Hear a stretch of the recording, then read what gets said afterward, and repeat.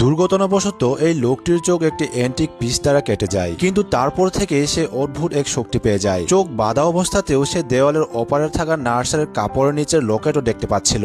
Doctor আসলে সে মাস্কের পিছনে তার আসল চেহারাও দেখতে পাচ্ছিল, তাই সে ডাক্তারকে মাস্ক খুলে দেখাতে বলে। আর ডাক্তার মাস্ক খুললে হুবহু সেই রকমই চেহারা ছিল যেটা সে একটু আগে দেখেছিল। এরপর তার আঙ্কেল যখন তার রুমে আসে তখন তার জুতার দিকে তাকাতেই জুতা বানানোর সমস্ত স্মৃতি ও তার সরঞ্জাম তার চোখে ভাসতে শুরু করে। এমনকি তার রুমের দেওয়ালের ভিতরের পাইপ, রড ও ডিজাইনগুলো পর্যন্ত সে স্পষ্ট দেখতে পাচ্ছিল। সে বুঝতে পারছিল না তার সাথে কি হচ্ছে। একদিন বাজারে ঘোরার সময় সে দেখে এক দোকানদার খুবই রেয়ার একটা পট অবলীলায় ধরে বিক্রি করছে। সে দাম জিজ্ঞেস করলে দোকানদার মাত্র 1000 টাকা বলে, কিন্তু জুয়াং সেটা আরো দামাদামি করে মাত্র 600 টাকায় কিনে নেই। তখন এক ধনী মহিলাও এসে সে পটটি কিনতে চায়, কিন্তু দোকানদার বলে দেয় সে পটটি অলরেডি জুয়াংকে বিক্রি করে দিয়েছে, আপনি কিনতে চাইলে এখন তার কাছ থেকে কিনুন। তখন মহিলাটির বয়ফ্রেন্ড অফার করে জুয়াং যেহেতু 600 টাকায় কিনেছে সেটাকে 1200 টাকা দিবে, কিন্তু জুয়াং বলে তার এটা বিক্রি করার কোনো ইচ্ছে নেই। তখনই সেখানে জুয়াং এর আঙ্কেল মিস্টার ডি এসে পড়ে, আর সে পটটা দেখতেই বুঝে যায় এটা খুবই রেয়ার একটা পট। সে বলে দাঁড়াও, আমাকে পরীক্ষা করে নেই, তারপর দামাদামি করো। তখন মিস্টার ডি একটু তেল দিয়ে ঘষা দিতেই কালো রং উঠে যায় আর ভিতর থেকে লাল রং ভেসে ওঠে, যেটা থেকে মিস্টার ডি বলে